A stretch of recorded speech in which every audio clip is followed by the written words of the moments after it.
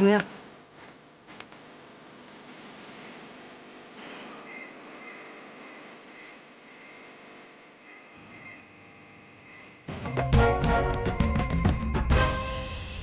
真是没想到啊，最后还是让巴草走了。我作为通海的大族长，本该为通海多做点事儿，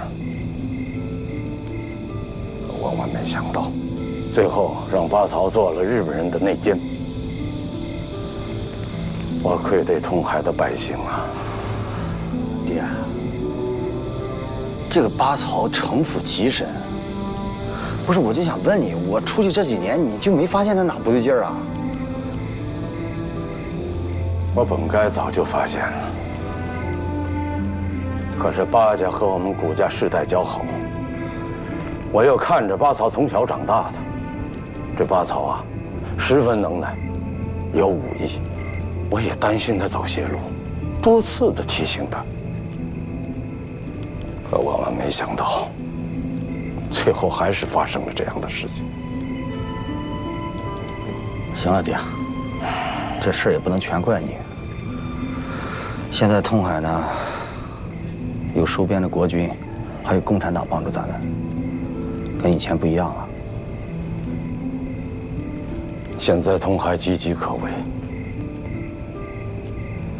巴曹又十分了解通海的情况，他去了日本人那边，通海的危险呐，又增加了几分呐。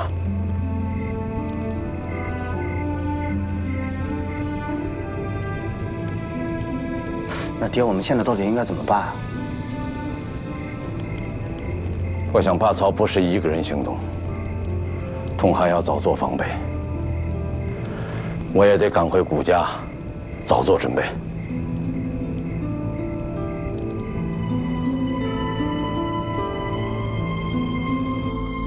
来，琳琳，干一个。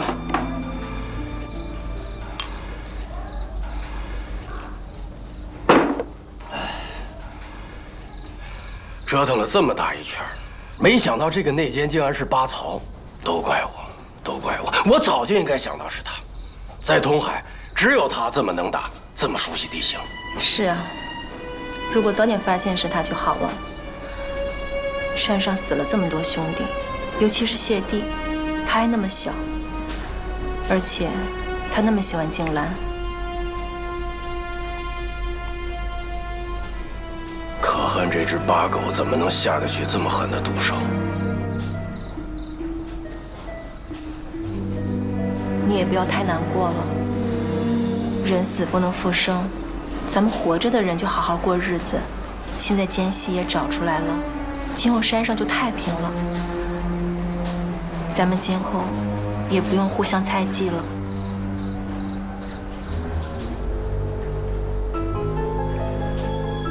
琳琳，我觉得我在你面前真的是自愧不如。我曾经还怀疑你就是这个奸细，还配合赵先生一起试探你，还害你受了伤。对不起，琳琳，我今天要勇敢地面对我内心最真实的感受。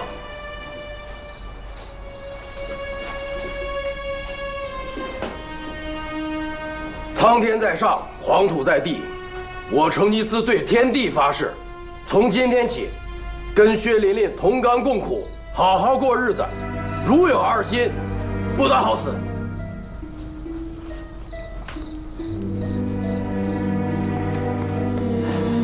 你这是干什么呀？发什么毒誓呀？我今天高兴。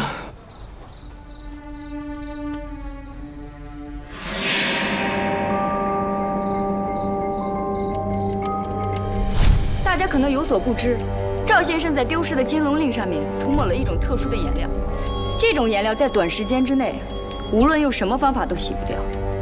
所以，偷金龙令的人手上一定有洗不掉的证据。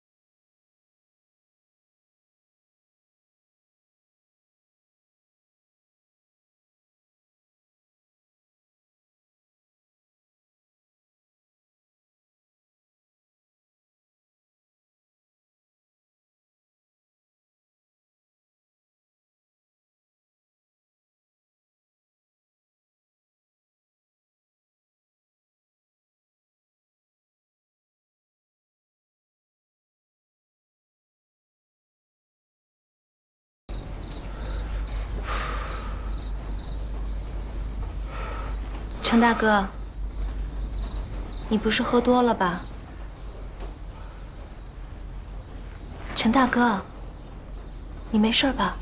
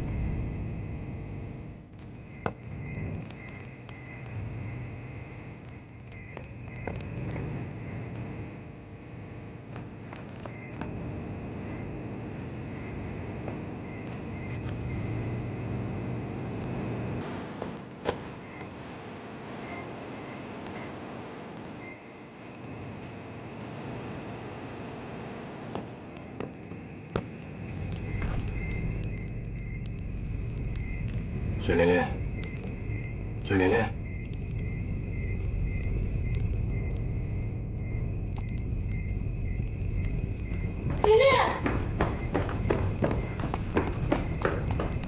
莲莲，陈大哥，他怎么了？突然间就晕倒了。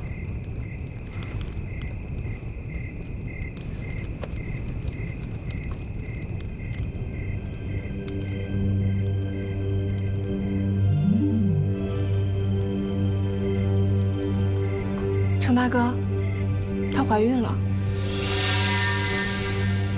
可能今天折腾这么久，她累坏了，快扶她回休息吧。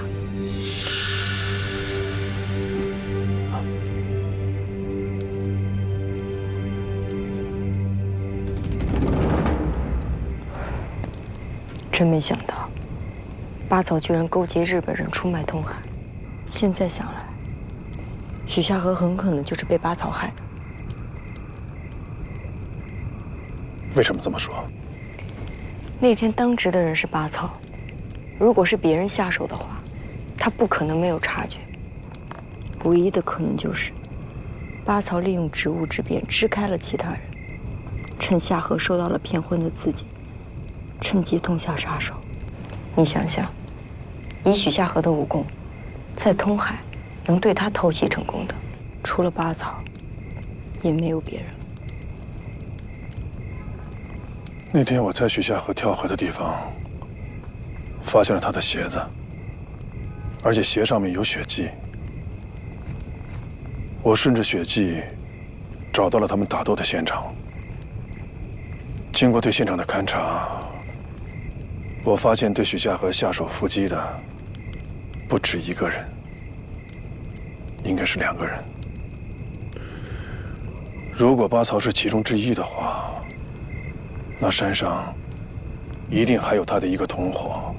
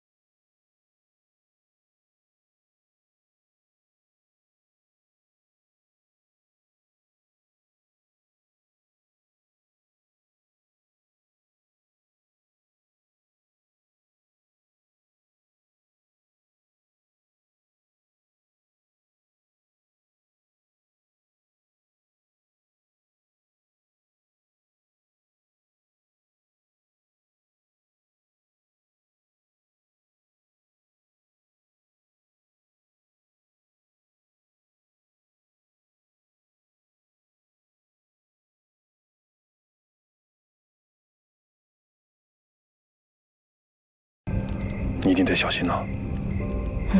我会小心的，你也是。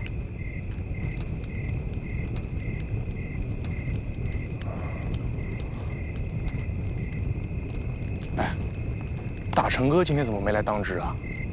你还不知道，今天他媳妇晕倒了，听说是怀孕了。哦，怪不得呢。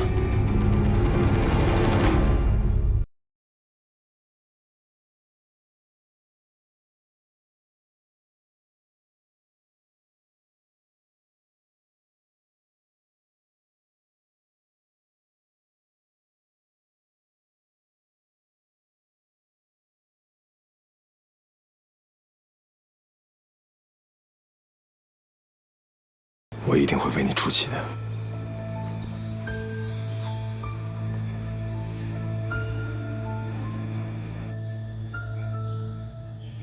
全部跪下！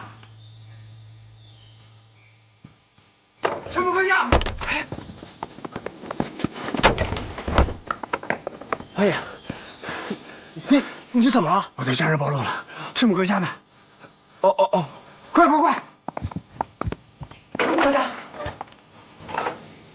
八爷来了。等我一会儿。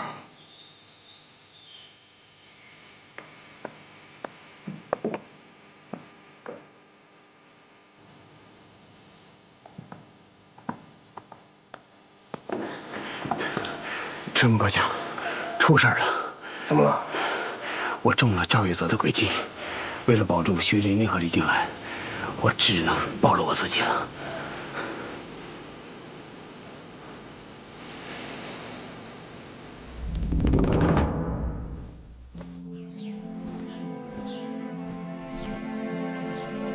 也许是天意使然，成吉思在想结束薛琳琳生命的同时，却意外地迎来了自己的骨肉，让他不得不继续隐瞒自己的发现。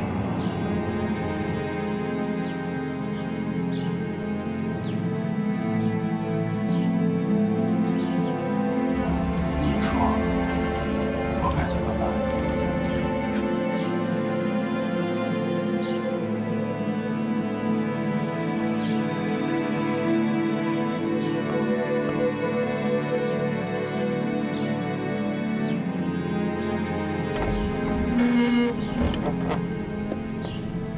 怎么样？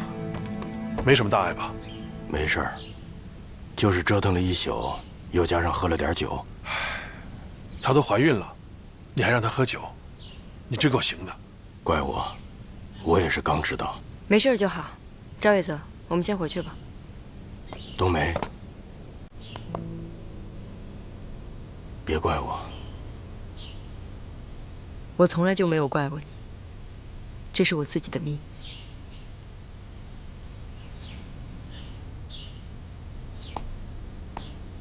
你现在要做的，就是照顾好薛玲玲，因为她怀的不仅是你的孩子，也是我们通海人的血脉。行了，薛冬梅，少说两句吧。赵先生，冬梅说的对，我是应该勇敢面对了。我这次不会再逃避了。不过说真的，都怪我。别胡思乱想了，这是好事儿。大橙子，你们才当爹，就跟变了个人一样。行了，没什么事儿，我先走了。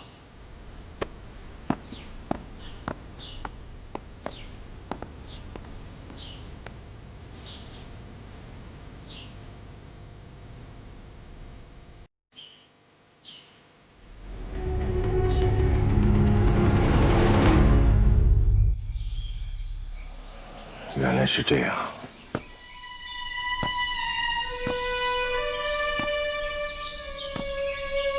看来是时候对通海发起进攻了。国军的战壕我都不担心，大炮一轰简直不堪一击。但是夺命所不一样，那里一夫当关，万夫莫开呀。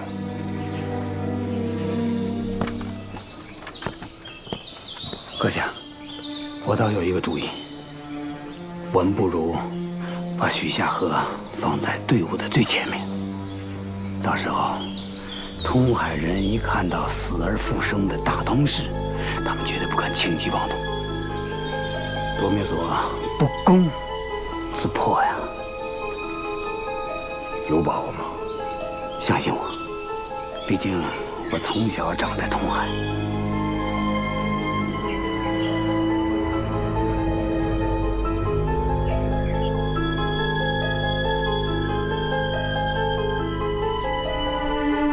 成吉思希望自己尽心尽力的付出能够感化薛琳琳，使得薛琳琳安安心心的留下来做一个通海人，将来相夫教子，与自己白头偕老。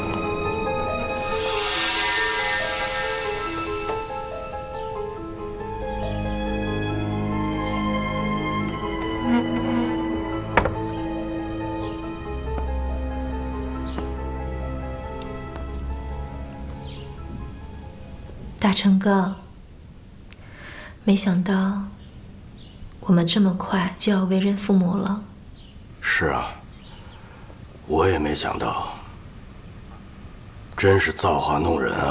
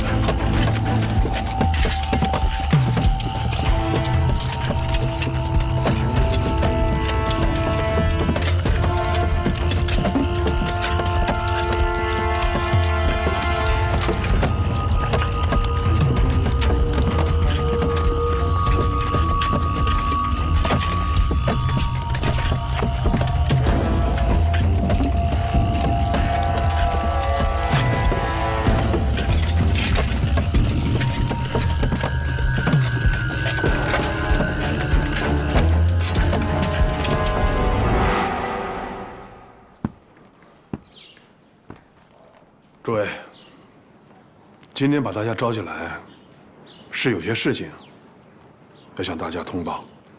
城外的国军弟兄已经把布防的战壕挖得差不多了，当然，日本联队的大军离通海也越来越近了。对于这次抵御日军的进攻，我们所采用的战略战术，应该是分为3块：阵地战、游击战，还有消耗战。我们要充分利用我们的资源，把我们的优势发挥到最大。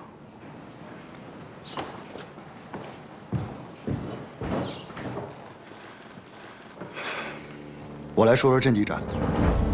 就目前通海的形势来看，阵地主要分为5大块。这第1块就是城外战壕，由我和赵兄负责把守。当然了，这场仗我们不抱任何的胜算，因为根据可靠消息，日军联队这次带来了杀伤力极强的大炮，所以我们的任务就是尽量拖延住日军进攻的节奏，为大家在城内的布防争取时间，同时要在外围消耗掉日军的一部分兵力。这城外战壕之后就是夺命所。这次由我带着花小六、潜水兔、谢天四虎子负责把守夺命所。夺命所是一夫当关，万夫莫开，我们争取能在这个关口上多消灭一些日本人。这个关口是日本人唯一不敢用炮轰的，否则他们想进入通海就会更加困难。当然，我们会在夺命所埋好炸药，必要时我们自己炸桥。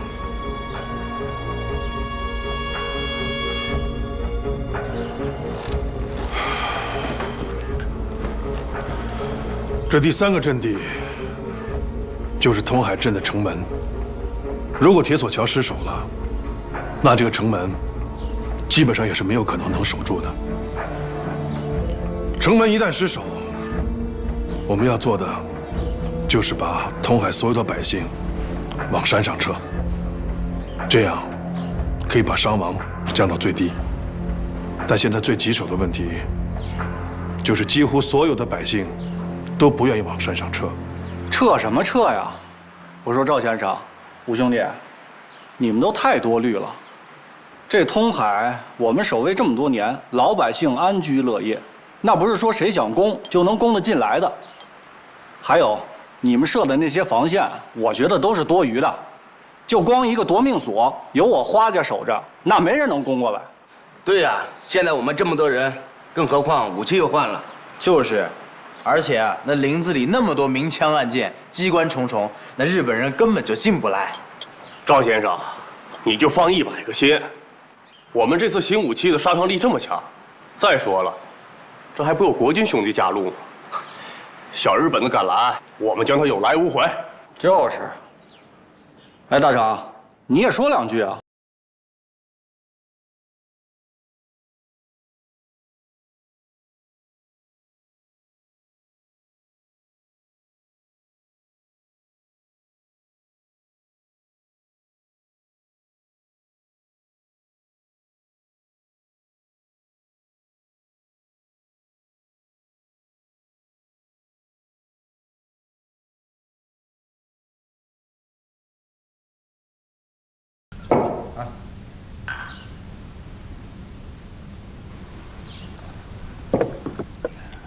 大成，你说赵先生还有五兄弟那帮国军在外头又挖战壕又搞工事的，我觉得那都是多余的。就一个夺命锁，他敌人就攻不上来。也不能完全这么说，赵先生他们毕竟是见过世面的人，他们这么做自然有他们的道理。再说了，多一道防线，也不是坏事。那倒是。六子，啊，你们俩过得怎么样？你指哪方面？有没有什么不对劲儿的地方？不对劲儿的地方？哎，你这么一说，好像还真有。你说这李静兰上山的时间也不短了，可是这肚子一直没有反应啊。你跟那薛琳琳是怎么弄的呀？啊，是不是有什么秘方？你给我，许小伙。来啊！你媳妇儿啊？六子啊？金龙令还在身上吧？那东西能乱扔吗？在身上呢。注意点总是好的。我说你当了爹以后怎么这么疑神疑鬼的呢？啊？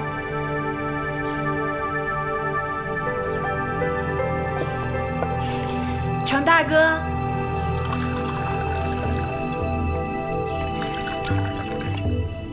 给你们做了几个小菜。谢谢。你们别往心里去啊，其实你们也看出来了，通海人就是比较直，他们不管想什么都会直接讲出来。怎么会呢？不过，接下来的这2场仗，才是我们跟日本人见真刀真枪的时候。城门一旦失守，通天桥被攻陷，日本人就会进入树林子里了，这样游击战就开始了。不过我想那个时候，日本人也应该是疲惫不堪了。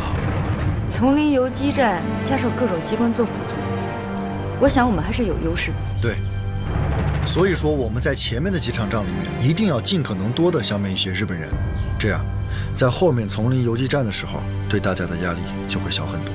赵先生刚才担心百姓撤离的问题，我觉得我们可以去找普心腹，如果他答应帮忙，带头撤离，这件事情必然事半功倍。我试试吧。林子，你现在就要带上金龙令，马上离开通海。我走了，你怎么办呢？他们还没怀疑到我身上，我可以完成任务。你说，小六会答应大成吗？林子，我们不能冒这个险。我倒是想用我肚子里的孩子来搏一把。反正赤木军的部队就要杀过来了。可是我们完全没必要这么做。许下河走以后，军营现在就是一盘散沙。如果能在这个时候，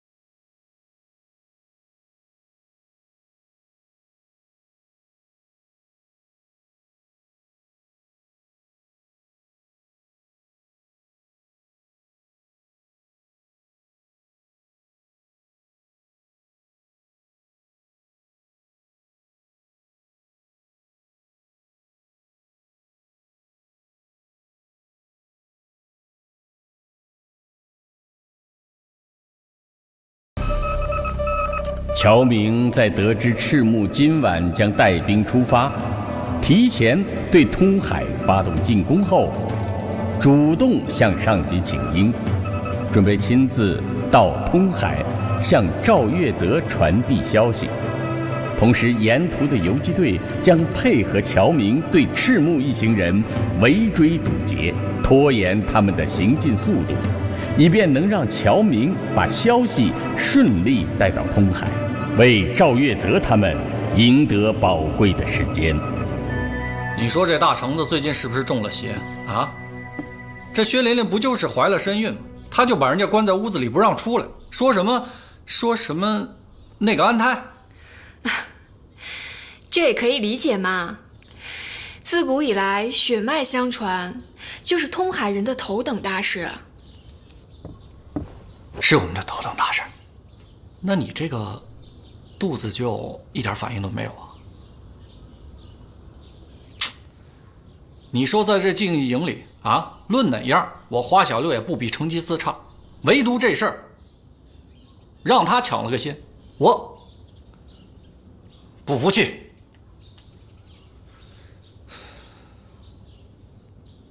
今天好像也没什么别的事儿了吧？要不然咱们再睡会儿。哎，来，睡会儿。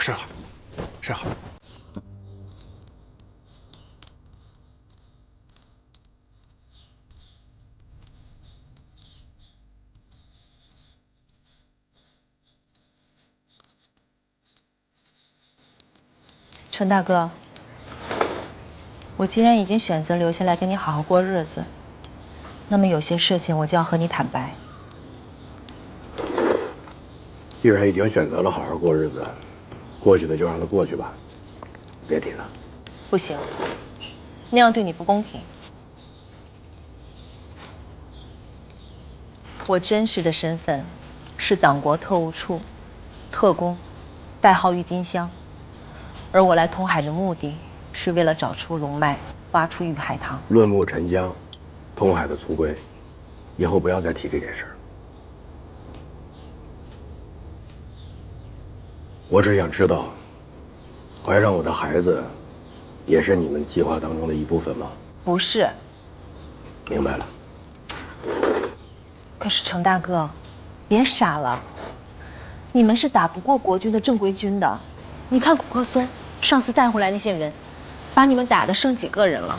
如果再来一次的话，你们就真的死光了。琳琳，你记住，你已经是通海人了，生是通海的人，死是通海的鬼。别说了，吃饭。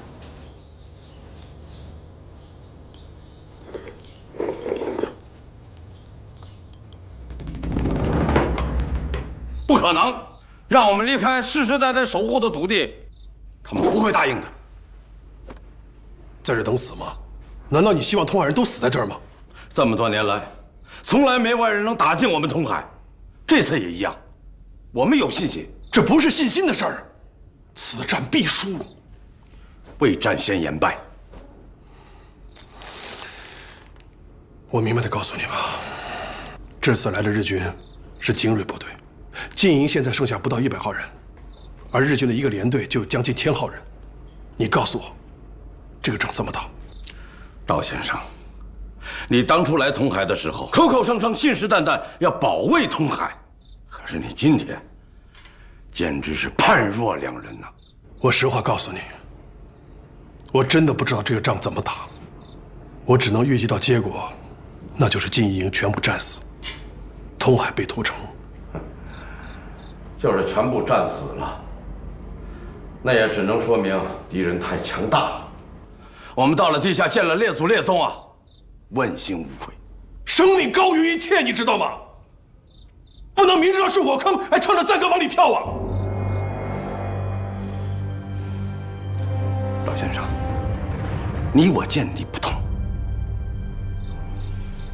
通海在，龙脉在。通海亡，龙脉破。撤离的事情没得谈。吴师傅，我告诉你，通海人有权利选择自己的生死。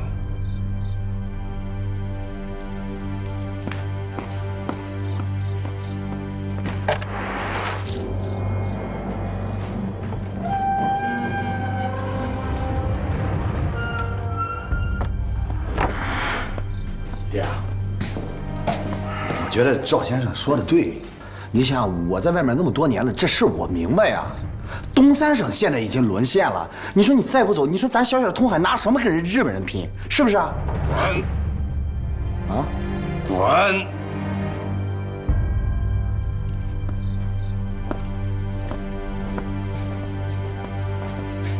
说，老爷子太犟了，你给劝劝啊。少爷，不用担心，我都算过了，大吉。真行你！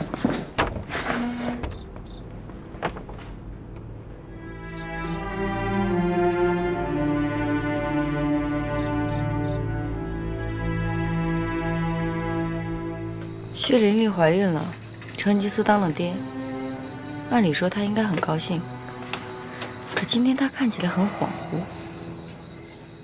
成吉思今天的表现确实有些奇怪。我觉得要多派几个人盯着他们俩。我知道你在担心什么，但是我总觉得，我们还是应该相信成吉思。成吉思这个人我比你了解，他平时看着好像挺明白似的，但到了关键时刻，最容易犹犹豫豫，比个女人还磨叽。这个时候我不能相信他。如果薛玲玲真的是有问题，就不同以往了。这可是大是大非的问题，我相信成吉思还是能把持得住的。虽然已经查出了八嫂是内奸，但是贾牡丹的那块金龙令现在还不知去向。我怀疑山上可能还有他们的人。不管怎么说，一切都只能等到拿到证据再下手。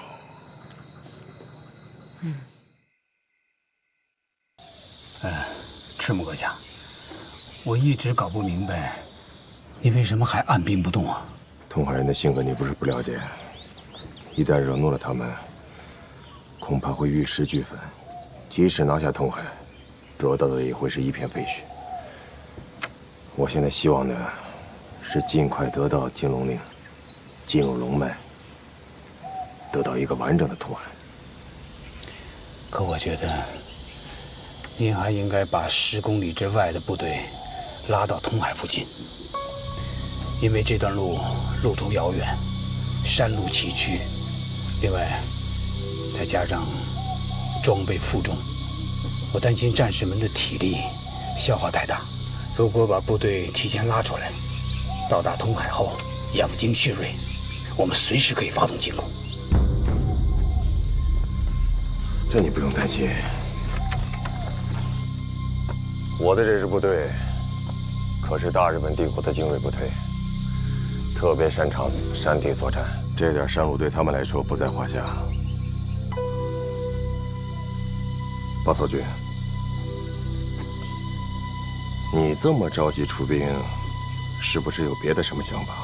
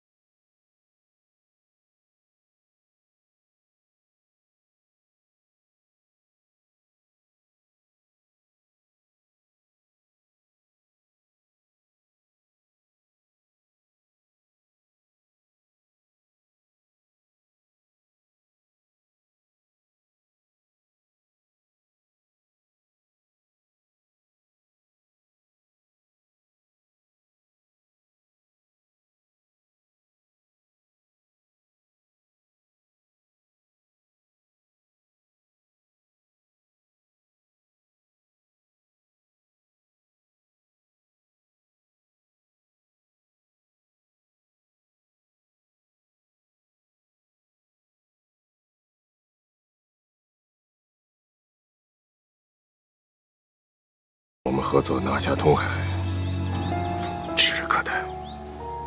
指日可待。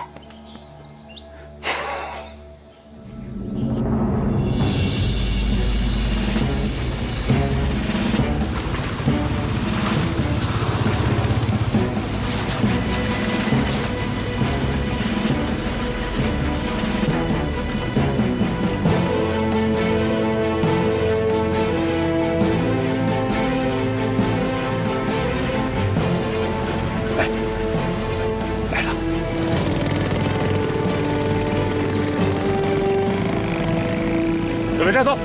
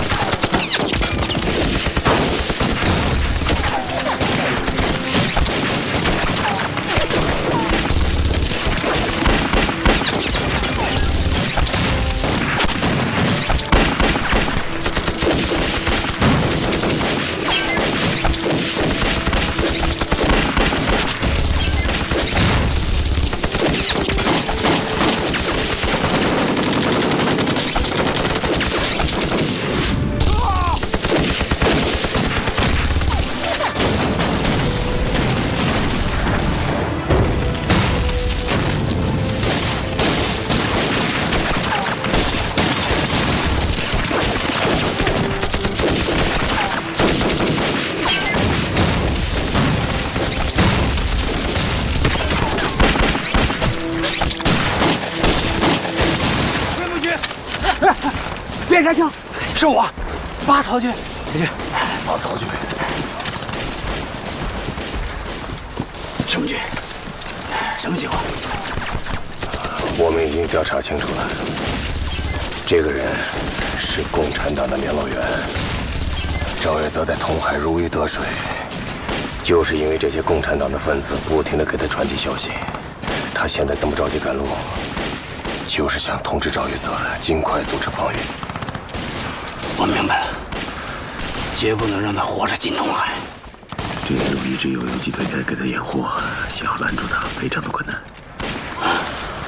陈武军，这件事交给我了。走吧。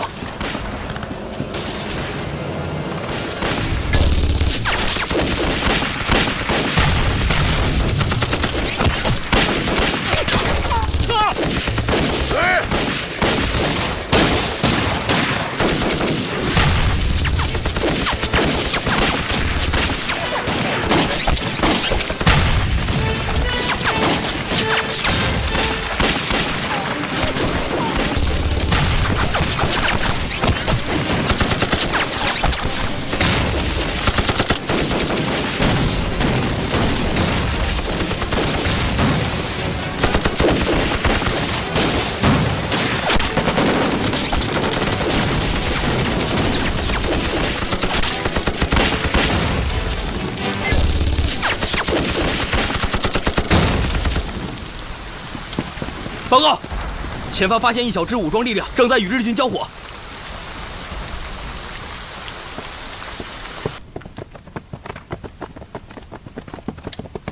站住！什么人？你们什么人？通海禁医营的。我们正要去通海找赵月泽，我们是共产党，我们遭了日本人的伏击。好，跟我们走。等等，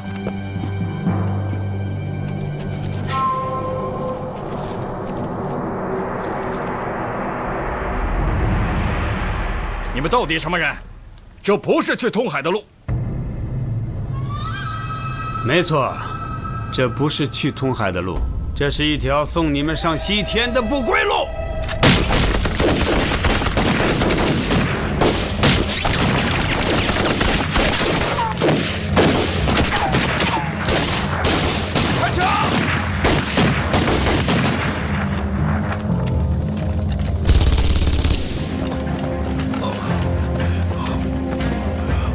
怎么回事？我们被伏击了。你这是贯穿伤，得马上医治。事关重大，赶快带我去见赵月泽。好，跟我来。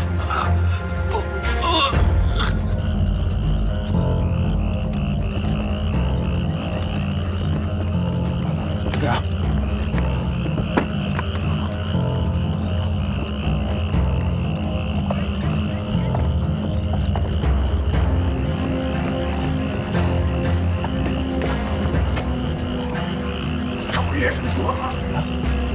老邱，崔先生，老邱，崔先生，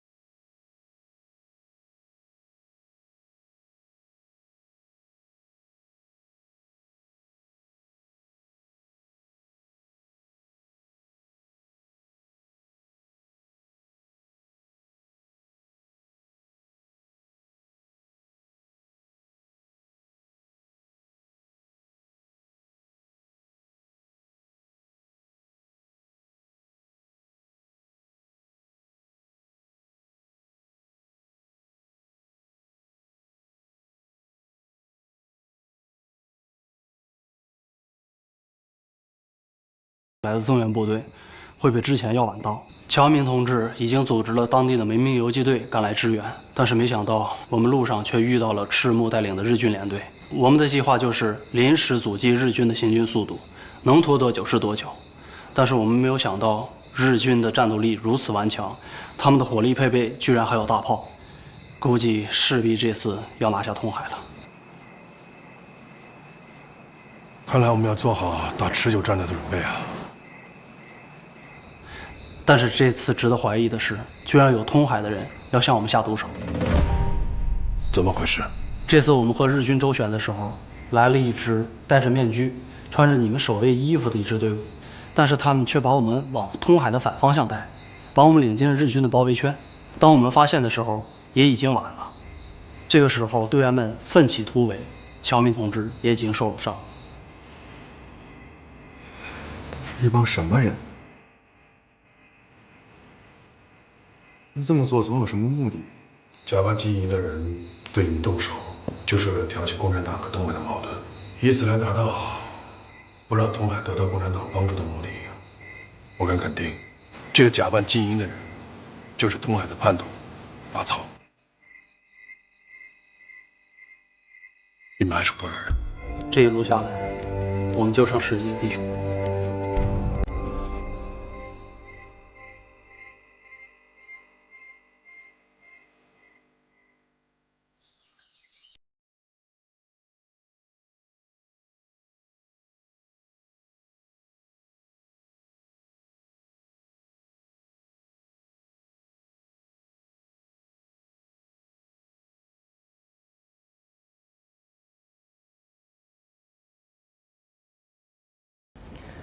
这共产党根本就没有什么大部队，3两下就让日本人给打垮了，还死了一个送信的。我看呀，共产党这棵大树靠不住。这些事情都不重要了，人家豁出性命把消息送到了，我们通海镇欠了他一个永远也还不清的大人情啊！把话传下去，厚葬。是，老爷。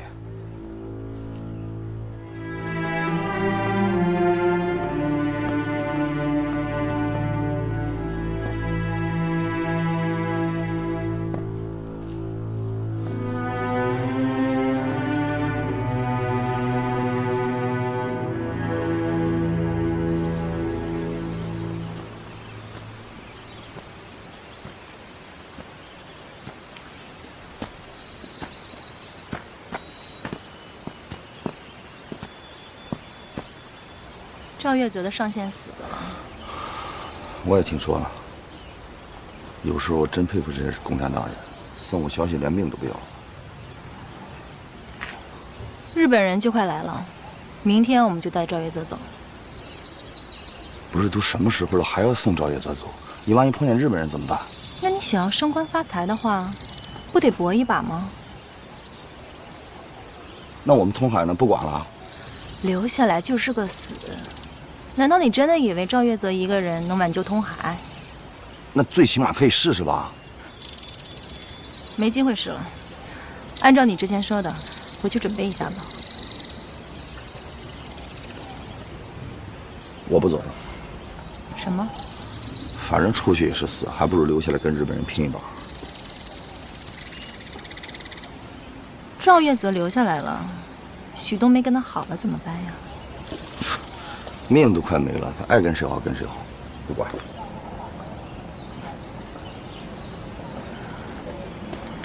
你不会是已经把我的事儿给说出去了吧？这个绝对没有，没说。那我先走了。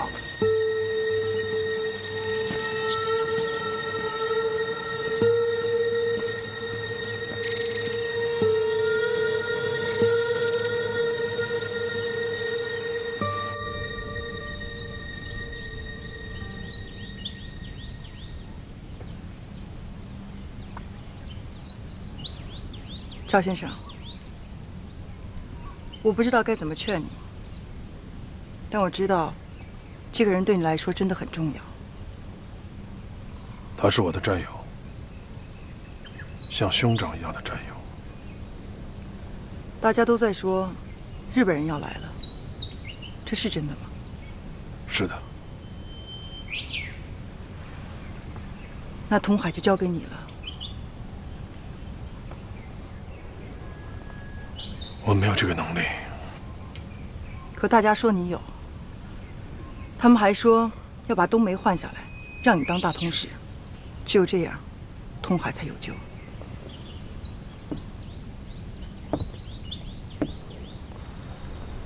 我不会当什么大通使的，我是共产党，必须要服从上级指示，否则会违反纪律。可是如果你不当大通使，禁议营是不会听你的。通海打了几百年的仗，只要大家心齐，谁当大通使都是一样的。不一样，只有你才是真心诚意的要救通海。赵先生，我们通海人真的很怕失去龙脉。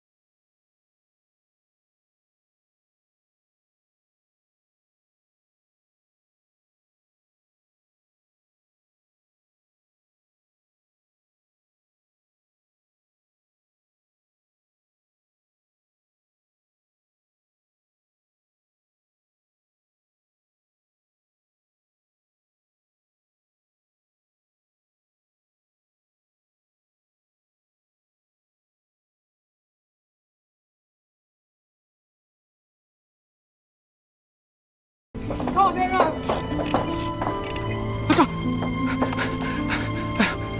赵先生，老爷说了，那位长官给护着。不用了。啊？哎，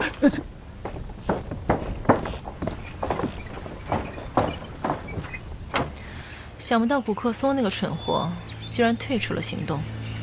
那你就不担心他暴露你的身份？这个家伙贪生怕死，他不敢。但是冒充郁金香的计划看来是行不通了，而赤木阁下的行动迫在眉睫。想要集齐5块金龙令，不冒险看来是不行了。没错，现在唯一我们不确定在哪个金龙令，就是许家那块。老乔啊，你真会挑地方。通海这个地儿啊，就是块风水宝地。你还是比我有福气啊。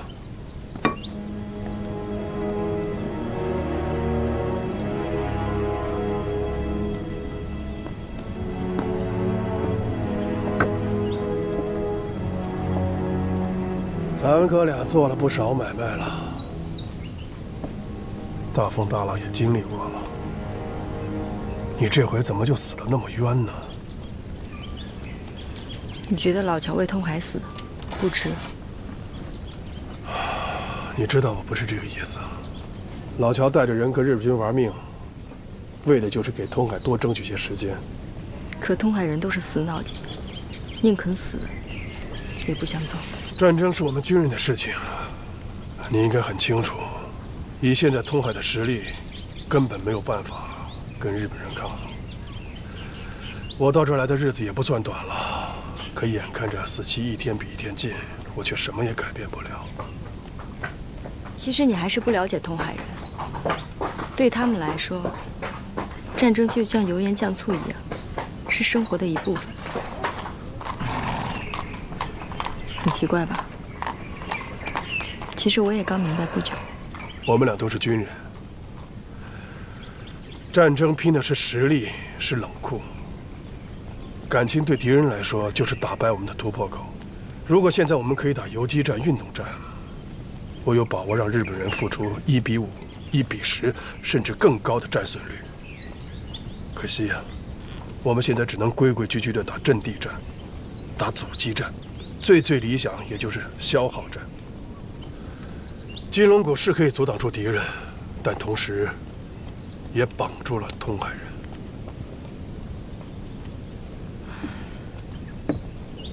知道通海为什么？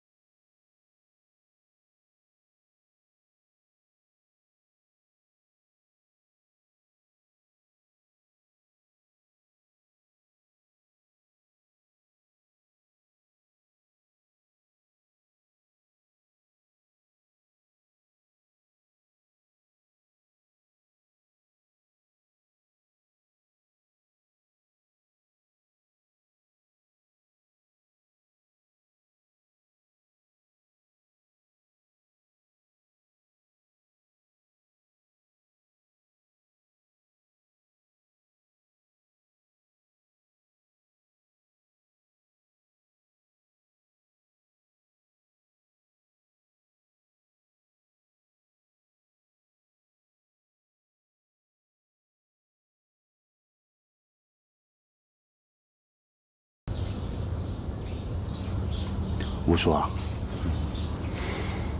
这日本人都快打进来了，你就劝劝爹吧，咱们上山一起躲躲得了。少爷，大敌即将来犯，你身为大族长的下一任继承人，这个时候绝对不能离开。你武叔我已经决定与谷家共存亡了。不是吴叔，你说你活那么大岁数了，连个女人都没碰过，哎，你就心甘情愿就这么死在这儿是吧？日本人真这么厉害？真那么厉害？我还能骗你啊？你比秦兵大炮还厉害？厉害多了，人家，哎呀，我不跟你说了，你说了你也不懂。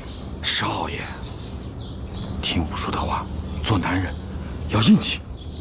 不是你拿什么跟人硬啊？你硬你得分人嘛。就你懂，扰乱军心，要搁别人呢，早晚足会把你沉降了。也是也比大事情，还水降？你当我不敢呐？不是爹啊，你敢！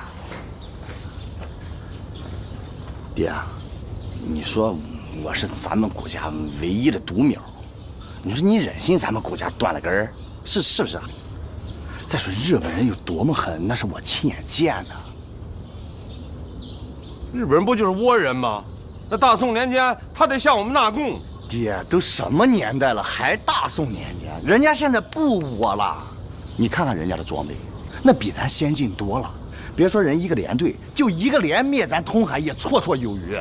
少爷，咱通海有金一营，金一营能挡得住啊？你就几十个金一营也是炮灰。最近报纸我又不是没看，这前2天，国民党的军队不还是打败了许多日本人吗？爹，这国民党报纸你也信？我在里面干过，这里面我懂。他们永远都是报喜不报忧，要不然华北事变怎么发生的？那是因为打不过人家了，他保命，他这是。咱金义营是吃醋的，难道说这倭人比那皇太极和成吉思汗还厉害啊？好，我不跟你犟，咱就说眼巴前的事儿。国民党前阵看见了吧，跟日本人打，你看让日本人给打的，人有什么？大炮、坦克，嗷嗷往前冲。少爷，你怎么老是长他人志气，灭自己威风呢？哎，想我大通海几百年里，连只母苍蝇都飞不进来。你放心，等日本人知难而退了，老爷穿上龙袍，坐上龙椅，您就是皇太子啊！哎，此时我算过，大吉。老爷，就此歇息吧，要注意龙体安康。每逢大事，要有静气。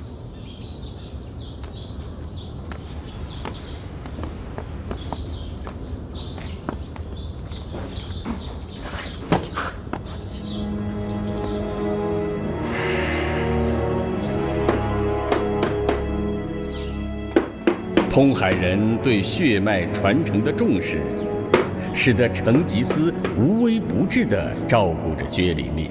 他渴望成家的香火能够一直在。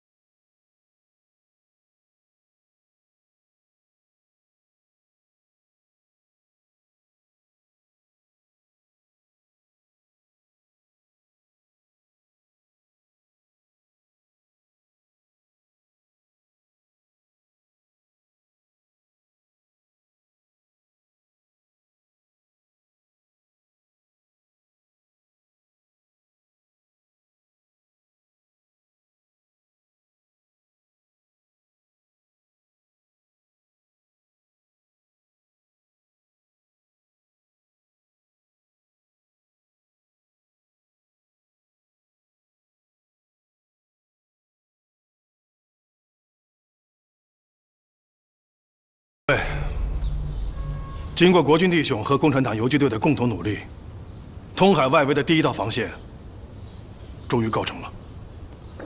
这将会成为阻止日本人进攻通海的第一道屏障。不过，以日本人的兵力，我们守不了多久。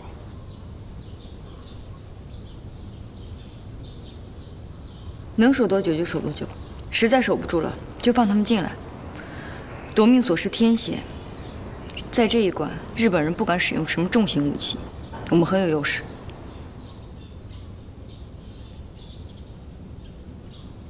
合着这一道道关卡你们都守不住是吧？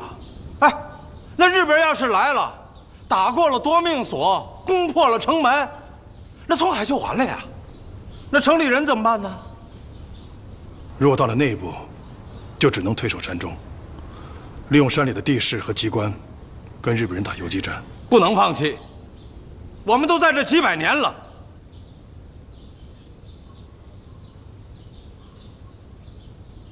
这不是放弃，而是战略转移。我们不能期待一举歼灭日军，只能是消耗。要想在金龙谷把他们都消灭掉，那基本上是不可能的。所以，我们必须要准备好打一场持久战。大组长，到了那个时候，我希望你带着通海的老百姓尽快的上山，而且上山之前一定要带上全部的食物。烧毁房屋，填埋水井。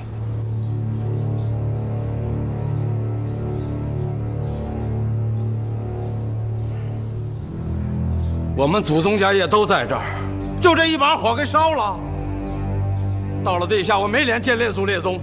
你不烧的话，日本人来了也一样会烧掉的。我们不能给日本人留下任何可以生活的条件。没有了生存的条件，他们就会被迫撤兵。到那个时候，我们还可以重返家园。就没别的办法保全通海？就算我们守住了金龙谷，日本人的大炮也会炸平通海。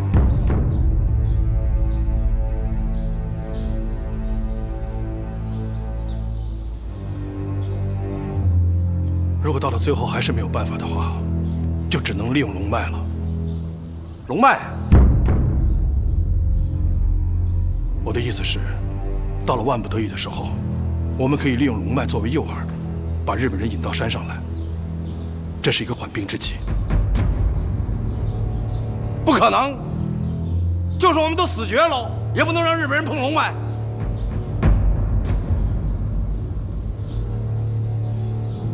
赵先生，我们在金龙谷是不是要和日本人有一战？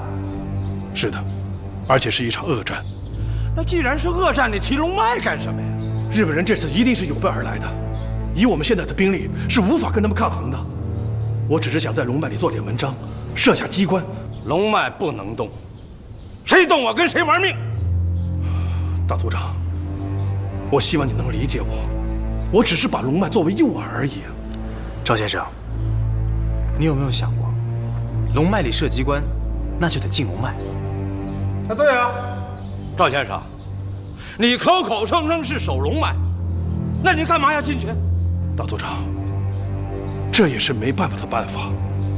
金龙谷失守之后，日军一定会占领通海，我们正好可以利用龙脉，把日军引到山里来，然后利用山里和龙脉里的机关，一点一点地蚕食日军。这次与以往任何战斗都不太一样，我们必须要耐住性子，一个一个地消灭日军。反正这龙脉不能动。哎，我说赵先生，我以为你多大能耐呢，竟出馊主意。我看你这个军师啊，不要也罢，这不是等于给日本人引路吗？大伙儿都散了吧。大组长，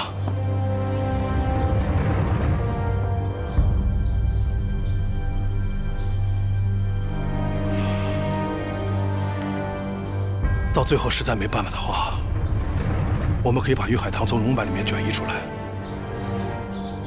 这绝对不可能。让通海人以龙脉换生命，通海人不会接受，因为通海有一个可怕的死咒，保不住龙脉，通海人的祖宗八代不得超生。那只是个迷信唬人的。赵先生，你呀，在金龙谷和日本人呐，把这仗打好就行。至于说日本人攻进来会怎么样，到时候再说吧。大组长，你真的准备让通海灭亡吗？如果不保存着仅有的抵抗力量，通海就真的会成为日本人的武器库了。我不是跟你说过了吗？这日本人不是还没来吗？等他们来了，到时候再说吧。元素，咱们走。